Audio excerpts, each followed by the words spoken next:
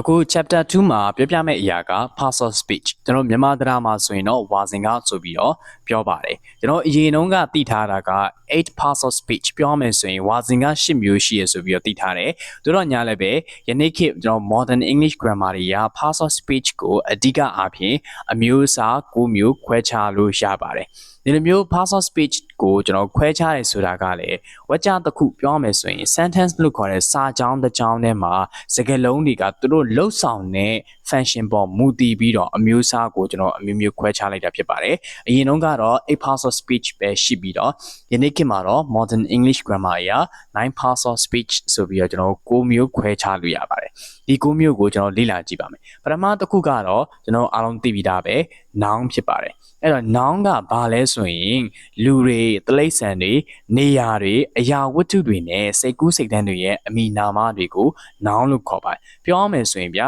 noun ဆိုတာကနာမည်တွေကိုပြောတာဖြစ်ပါတယ်အဲ့တော့ကျွန်တော်ဒီမှာ example တွေလည်းရေးပြထားတယ်တချို့ example တွေကတချို့သောနာမည်တွေကိုယူတာဖြစ်ပါတယ်နော်ဒီမှာဆိုလဲကျွန်တော်ဘယင်နာမည်တစ်ခုရေးထားတယ် example တစ်ခုပါလဲဆိုရင် Akbar was a great king အဲ့တော့ဒီထဲမှာကျွန်တော် bold နဲ့ရေးပေးထားတဲ့အရာနော်ဒီ bold နဲ့ရေးပေးထားတဲ့အရာတွေက noun တွေဖြစ်ပါတယ် Akbar ကလည်းပါလဲလူရဲ့နာမည်ဖြစ်တယ် king ကလည်းယာဒူးအမည်ဖြစ်ပါတယ်အဲ့တော့သူတို့ကနာမည်တွေဖြစ်တဲ့အတွက်ကျွန်တော်တို့ကသူတို့ကိုဘာလို့ခွဲခြားလို့ရလဲဆိုရင် noun name လို့ခွဲခြားလို့ရပါတယ်ဟုတ်ပြီနောက်တစ်ခုကျွန်တော်တွားပြီးတော့ကြည့်ကြည့်မယ်နောက်တစ်ခုကတော့ကျွန်တော်အတန်အတွက်မှားကောင်းမှားနိုင်တယ်ပေါ့နော်အဲ့ဒါလေးတော့ဒီမှာကြိုပြီးတော့ပြပြထားပါတယ်ပထမတစ်ခုပါဆိုရင် Kolkata is on the banks of the river Hooghly နော်အဲ့တော့ဒီမှာဆိုရင် Kolkata ကပြောမယ်ဆိုကျွန်တော်ငယ်ငယ်တုန်းကဒီသမိုင်းတွေပါတင်တဲ့အခါမှာအဲ့မြို့နာမည်ကိုကြားဦးပါလိမ့်မယ် Kolkata ကိုကလကတာဆိုပြီးတော့ကျွန်တော်ဖတ်ခဲ့ပူကြတယ်ပေါ့အဲ့ Kolkata ဆိုတဲ့မြို့ကိုပြောတာဖြစ်ပါတယ်အဲ့ဒီမြို့ကဘယ်မှာရှိလဲဆိုရင် on the banks of the river Hooghly အဲ့တော့ Hooghly River ရဲ့မြစ်ကမ်းဘေးမှာဒီ Kolkata မြို့ကတည်ရှိပါဆိုပြီးတော့ပြောရတယ်အဲ့တော့ကျွန်တော်ဒီနေရာမှာကြည့်လိုက်မယ် Kolkata ဆိုတာလေနေရာအမည်ပဲအဲ့ the river Hooghly မှာဆိုလေ river ကအရာဝတ္ထုပြောမယ်ဆိုရင်ကျွန်တော်မြစ်ဆိုတဲ့အရာကလည်းအမည်နာမတစ်ခုပဲနောက်က Hooghly ဆိုတာလေနာမည်ပဲပြောမယ်ဆိုရင်တော့เนาะဒီမှာတော့ကျွန်တော်က Kolkata ကိုပဲအဓိကပြောချင်တာဖြစ်တဲ့အတွက် Kolkata ကိုပဲ bold လောက်ထားပါတယ်အဲ့တော့နေရာတွေအရာဝတ္ထုတွေရဲ့အမည်ကလည်း noun နာမည်ဖြစ်ပါတယ်နောက်တစ်ခုကတော့ his honesty is praised by everyone အဲ့တော့ဒီမှာ honesty ဆိုတာကဘာလဲဆိုရင်စိတ်ကူးဒါမှမဟုတ်လေဂုဏ်သက်တည်ပေါ့เนาะအဲ့လိုမျိုးစိတ်ကူးဂုဏ်သက်တည်တွေကလည်းအမည်နာမတွေဖြစ်တဲ့အတွက်သူ့ကိုလည်းကျွန်တော်က noun နာမ်လို့သတ်မှတ်လို့ရပါတယ်ဒါလေးကတော့ကျွန်တော် noun နဲ့ပတ်သက်ပြီးတော့ပြောသွားတာဖြစ်ပါတယ်နောက်တစ်ခုကတော့ကျွန်တော် pronoun နာမ်စားပေါ့เนาะအဲ့ဒီ pronoun နာမ်စားကလည်းကျွန်တော်မြန်မာလူလည်းရေးပြတာတယ်အင်္ဂလိပ်လူလည်းရေးပြတာတယ်ဒီနေရာမှာမြန်မာလူအတိတ်ဘက်ကိုပဲဦးစားပေးပြီးတော့ပြောပြပါမယ်အဲ့တော့ noun တစ်လုံးကိုထက်ကတလဲလဲမပြောချင်ဘူးဗျာခုနလိုမျိုး Kolkata အဲ့လိုမျိုးထက်ကမပြောချင်တဲ့အခါမျိုးမှာဆိုရင် noun ရဲ့အစားကိုအသုံးပြုတဲ့စကားလုံးအဲ့ဒီစကားလုံးကိုဘာလို့ခေါ်လဲဆိုရင် pronouns လို့ခေါ်ပါတယ် example နဲ့ကြည့်လိုက်မယ်ဆိုရင် John is absent because he is ill အဲ့တော့ဒီစာကြောင်းမှာကျွန်တော်တို့ John ဆိုတဲ့နာမည်လေးတစ်ခုပါတယ်အဲ့တော့နောက်ထပ် he is ill ဆိုတဲ့နေရာမှာ John is a ဆိုပြီးတော့ John ဆိုတဲ့နာမည်ကိုကျွန်တော်ထပ်ပြီးတော့မသုံးချင်တဲ့အတွက်ကြောင့် John အစား he ဆိုတဲ့ pronoun ကိုအစားထိုးပြီးတော့အသုံးပြုလိုက်ပါတယ်ဒါကpronoun နဲ့ပတ်သက်ပြီးတော့ပြပြတဲ့ဥပမာတစ်ခုနောက်ထပ်ဥပမာတစ်ခုကတော့ the books are where you left them အဲ့တော့နော်စာအုပ်တွေကမင်းချန်ထားခဲ့တဲ့နေရာမှာပဲလို့ပြောချင်တဲ့အခါမှာ them ဆိုတဲ့ကောင်ကဘာကိုပြောဆိုရင် BOOKS book ဆိုတဲ့ကောင်ပြောတာဖြစ်ပါတယ်အဲ့တော့နောက်စာကြောင်းမှာလည်းကျွန်တော်က BOOKS book ဆိုပြန်ပြီးတော့မသုံးချင်တာဖြစ်တဲ့အတွက် them ဆိုတဲ့ pronouns နဲ့အစားထိုးလိုက်တာဖြစ်ပါတယ်ဒါက pronouns နဲ့ပတ်သက်ပြီးပြောတာ adjective ကိုသွားကြည့်မယ်အဲ့တော့ adjective တွေက noun ဒါမှမဟုတ်လေ pronoun တစ်ခုရဲ့အရေးအသွေးဒါမှမဟုတ်လေအရေးအတွက်အစတာတွေကိုပို့ပြီးတော့ထင်ရှားအောင်အထူးပြုပေးတဲ့စကားလုံးဖြစ်ပါတယ်ဥပမာအဖြစ်ကြည့်လိုက်မယ် he is a brave boy အဲ့တော့သူကတတိရှိရဲရင်တဲ့ကောင်လေးအဲ့တော့သူကဘလူကောင်လေးမျိုးလေနောက်ပြောရမယ်ဆိုရင် brave ဖြစ်တဲ့ကောင်လေးပြောရမယ်ဆိုရင်တတိရှိပြီးတော့ရဲရင်တဲ့ ကောင်လေးဒီနေရာမှာကျွန်တော်တို့က brave ဆိုတဲ့စကားလုံးကเนาะဒီ he ဆိုတဲ့ pronoun ကိုအထူးပြုပေးတာဖြစ်ပါတယ်ပြောရမယ်ဆိုရင်တော့ a brave boy တတိရှိရဲ့ကောင်လေးတရားပေါ့နောက်တစ်ခုက there are 20 boys in this class ဒီတန်းထဲမှာစုစုပေါင်းကျောင်းသားအယောက်20ရှိရင်အဲ့တော့ကျောင်းသားကောင်လေးဘယ်နှစ်ယောက်လဲကျောင်းသားကောင်လေးဘယ်နှစ်ယောက်လဲ20ဆိုတဲ့20ဆိုတဲ့ဟာကဒီเนาะကျောင်းသားတွေရဲ့အရေးအတွက်ကိုပို့ပြီးတော့ထင်ရှားသွားအောင်အထူးပြုပေးထားတဲ့စကားလုံးဖြစ်ပါတယ်ဒါက adjective နဲ့ပတ်သက်ပြီးတော့ပြောပြတာဒါဆိုကျွန်တော် verb ကိုသွားကြည့်မယ်အဲ့တော့ဝါကျတစ်ခုမှာအဓိကအကျဆုံးအစိတ်ပိုင်းဖြစ်ပြီးတော့လှုပ်ဆောင်ချက် action တွေဒါမှမဟုတ်ဖြစ်တည်မှုအခြေအနေတွေเนาะ state တွေကိုဖော်ပြတဲ့စကားလုံးဖြစ်ပါတယ်ဒီမှာဥပမာနှစ်ခုရှိတယ်The girl wrote a letter to her cousins အဲ့တော့ဒီထဲမှာဆိုရင်ကောင်မလေးကသူ့ရဲ့ဝမ်းခွဲပေါ့နော်ဝမ်းခွဲကိုစာတစ်စောင်ရေးခဲ့တယ် WROT wrote ရေးခဲ့တယ်ဆိုတာက action လှုပ်ဆောင်ချက်ကိုပြောပြတဲ့စကားလုံးဖြစ်ပါတယ်သူကတော့ verb ဖြစ်ပါတယ်ဟုတ်ပြီနောက်တစ်ခုသွားကြည့်မယ် Yangon is a big city ရန်ကုန်ကမြို့ကြီးတစ်မြို့ဖြစ်တယ်အဲ့တော့ရန်ကုန်ကမြို့ကြီးတစ်မြို့ဖြစ်တယ်လို့ပြောထားတယ် is ဆိုတဲ့ verb to be ကတော့ဖြစ်တည်မှုအခြေအနေကိုပြတဲ့ verb ဖြစ်ပါတယ်ဒါကြောင့် verb ဆိုတာကတော့ဝါကျတစ်ခုမှာအဓိကအကြောင်းဆုံးစိတ်ပိုင်းဖြစ်ပြီးတော့လှုပ်ဆောင်ချက်ဒါမှဖြစ်တည်မှုအခြေအနေကိုဖော်ပြပါတယ်နောက်တစ်ခုကတော့ adverb ကရိယာဝိသေသနာအဲ့တော့ adverb ကရိယာဝိသေသနာက verb တွေ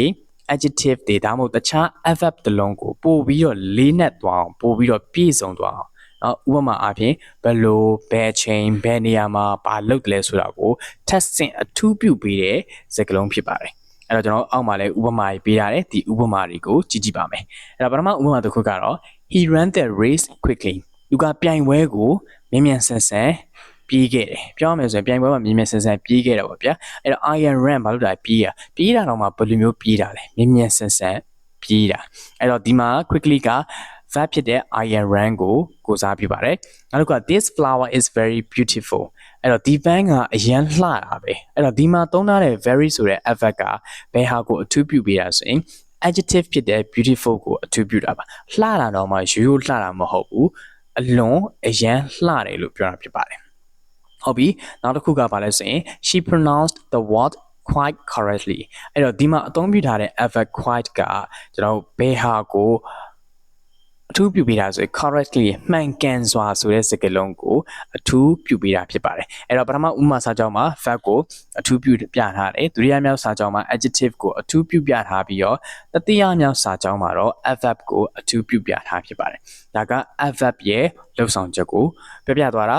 အဲ့တော့နောက်ထပ်တစ်ခုထပ်ကြည့်မယ်နောက်ထပ်တစ်ခုကတော့ preposition မြန်မာတရားမှာတော့ we bet ရှေ့ဆက်ပုတ်လို့ခေါ်ပါတယ်အဲ့တော့ဒီ preposition တွေကဘယ်လိုမျိုးအလုပ်လုပ်လဲ noun ဒါမှမဟုတ်လဲ pronoun တစ်လုံးရဲ့ရှေ့မှာရှိပြီးတော့အဲ့ဒီ noun ဒါမှမဟုတ် pronoun ကဝကြထဲကတခြားစကားလုံးတွေနဲ့ဘယ်လိုမျိုးပတ်သက်နေလဲဆိုတာကိုပြောပြတာဘယ်လိုမျိုးပတ်သက်လဲဆိုတာနေရာတွေရှိမယ်အချိန်တွေရှိမယ်ဥတီချက်တွေရှိမယ်ဒီလိုຢာတွေနဲ့ဘယ်လိုမျိုးပတ်သက်နေလဲဆိုတာနဲ့ပတ်သက်ပြီးတော့ပြောပြထားတာဖြစ်ပါတယ်ဥပမာကြည့်လိုက်မယ်ဆိုရင် there is a cow in the garden အဲ့တော့ပန်းခြံထဲမှာနွားတစ်ကောင်ရှိနေတယ်အဲ့တော့ဒီမှာပေးထားတဲ့ preposition in ကနွားနဲ့ဒီပန်းခြံဥယျာဉ်ရဲ့ပတ်သက်မှုကိုဖော်ပြထားတဲ့စကားလုံးဖြစ်ပါတယ်ဘယ်လိုမျိုးဖော်ပြထားလဲဆိုရင်ပန်းခြံထဲမှာပါရှိလဲနွားတစ်ကောင်ရှိရနွားကဘယ်မှာလဲပန်းခြံသူတို့နှစ်ခုရဲ့အပြန်အလှန်ပတ်သက်မှုကိုဖော်ပြထားတာဖြစ်ပါတယ်နောက်တစ်ခုက the girl is fond of music ကောင်မလေးကသချင်းတွေနားထောင်ရတာကိုကြိုက်တယ်ဒီမှာဆိုလဲကောင်မလေးနဲ့တချင်းကြားကပတ်သက်မှုကိုပြထားတာဖြစ်ပါတယ်เนาะအဲ့တော့ပထမတစ်ခုကတော့နေရာကိုပတ်သက်မှုပြထားတာဒုတိယမြောက်တစ်ခုကတော့ဥတီချက်ကိုပတ်သက်မှုပြထားဖြစ်ပါတယ်ဒါက preposition ရဲ့လှုပ်ဆောင်ချက်ကိုပြောပြသွားတာဟုတ်ပြီကျွန်တော်ဘယ်နှခုကြံသေးလဲဆိုရင်နောက်ထပ်3ခုကြံပါသေးတယ်အဲ့တော့နောက်တစ်ခုကတော့ conjunction မြန်မာတရားမှာတော့တံပန်တာဒါမှမဟုတ်လဲစကားဆက်လို့ခေါ်ပါတယ်အဲ့တော့ဒီ conjunction တွေကဘယ်လိုမျိုးအလုပ်လုပ်လဲဆိုရင်စကားလုံးချင်းချင်းဒါမှမဟုတ်လဲဝကြအချင်းချင်းကိုသူကဆက်ပြီးပြောရမယ်ဆိုရင်ဟိုဘက်စကားလုံးနဲ့ဒီဘက်စကားလုံးဟိုဘက်စာကြောင်းနဲ့ဒီဘက်စာကြောင်းကိုဆက်ပြီးတရားသင်းလို့ပေါ့ဥပမာကြည့်လိုက်မယ်ဆိုရင် Rama and Hari are cousins အဲ့တော့ Rama နဲ့ Hari ကဝမ်းခွဲတွေဖြစ်တယ်အဲ့တော့ဒီမှာဆိုရင်စကားလုံးဘယ်စကားလုံးတွေဆက်ပြီးတာဆိုရင် Rama ဆိုတဲ့နာမည်နဲ့ Hari ဆိုတဲ့နာမည်နှစ်ခုကိုစကားလုံးချင်းဆက်ပြီးတာတယ်ဘယ်ဟာလဲ conjunction တစ်လုံးဖြစ်တဲ့ and ပြောရမယ်ဆိုရင်စကားဆက်တစ်လုံးဖြစ်တဲ့ and ကစကားလုံးချင်းကိုဆက်ပြီးတာဖြစ်ပါတယ် ဟုတ်ပြီနောက်တစ်ခုသွားကြည့်မယ် I run fast but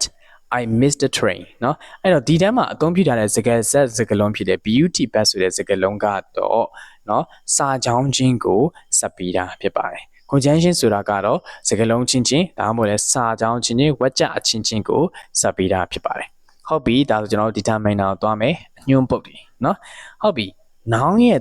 နောင်တစ်လုံးရဲ့ရှေ့ကနေပြီးတော့အဲ့ဒီနောင်ကဘယ်အရာကိုဆိုလိုတာလဲဘာကိုပြောတာလဲဆိုပြီးတော့ကန့်သက်ပြပေးထားတဲ့စကားလုံးတွေဖြစ်ပါတယ်အဲ့တော့ determiners တွေထဲမှာဘာပါလဲဆိုရင် articles တွေပါတယ် demonstratives တွေပါတယ် possessives တွေပါပါတယ်ဒါလေးကိုကျွန်တော်ကြည့်လိုက်မယ်ဥပမာအဖြစ် the sun rises in the east နော်ဒီကောင်ဆိုရင် sun ရဲ့ရှေ့မှာ article the တဲ့ပါတယ်ဒါက determiner ထဲကတစ်ခု I want this book not that one ဒါလေးကတော့ this ဆိုတဲ့စကားလုံးက determiners ထဲမှာပါတယ် demonstrative စကားလုံးတစ်လုံးဖြစ်ပါတယ်နောက်တစ်ခုက she has some money เนาะအဲ့တော့ she has some money ဆိုတဲ့ဟာကဘာလဲဆိုရင်သူ့မှာပတ်စံအချို့ရှိတယ်ဆိုပြီးပြောတာအဲ့တော့ဒီထဲမှာသုံးထားတဲ့ SOME sum ကလည်း determiners ထဲမှာပါတဲ့အရာဖြစ်ပါတယ်ဟုတ်ပြီဒါဆိုကျွန်တော်နောက်တစ်ခုသွားကြည့်မယ်အဲ့ဒါကတော့ interjection ဘာလဲဆို ambiguity เนาะ